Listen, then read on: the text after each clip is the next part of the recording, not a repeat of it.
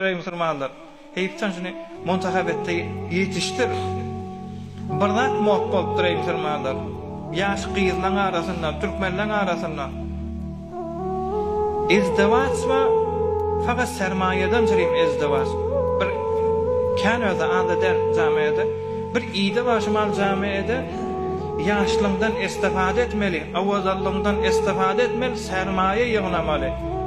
Tarafı geliyor adam da ayrılıp duruyor, ayrılmanlar Allah biliyor. Bir nefer hastagarlik geliyor, şon halak tutulan, akşam bilen izdivaç ettiye 200 milyon, 300 milyon, 400 milyonluk kızıl lakıya. Bir ay 2 ay sonra gidakında kızıllarını tayarlar, açıkçıya gidiyor, tamam mı?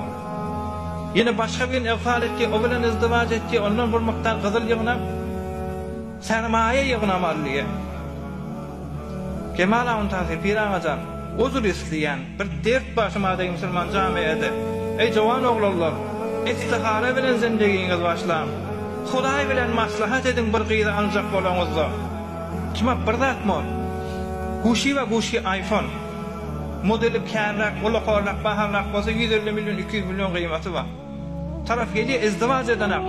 Bir nefer fakat bir Guşi iPhone 250 milyon ila 200 milyon kıymeti var. Şoňa öz iffetini satıp koyuver. İdesi var. İdesi näme? İdesi şu ama ben 150 milyon, 200 milyon elime pulu geliyor. 150 milyonun 10 milyonunu men cerraha veren yine kıyız bolýan diye insanlar. Sermaye yığınamalı ya. Sermaye olacakmışından hani yürek şey? Nereden geldi şu yürek? Nereden zaylar ne insanlar?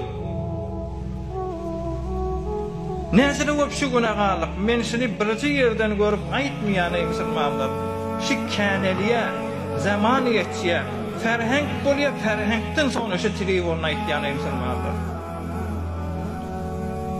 Adam bilen gezip be, amna amana başga bir lakşary ýaşap beren adam gelip den anasından çyraga sabyzy köködüp gelmen bilen ýaşa diýeni öňki adam bilen geç görýär musulmanlar. Näme diýip şu yürekler nereden geldi insanlar? Kimge şahawatdan gurulsa bolýar, alem terbiyeti eylemez abat. Her kimin bir derdi bolsa maderzat, afsun okuyup ara gelmez emmele diýip durmakdy.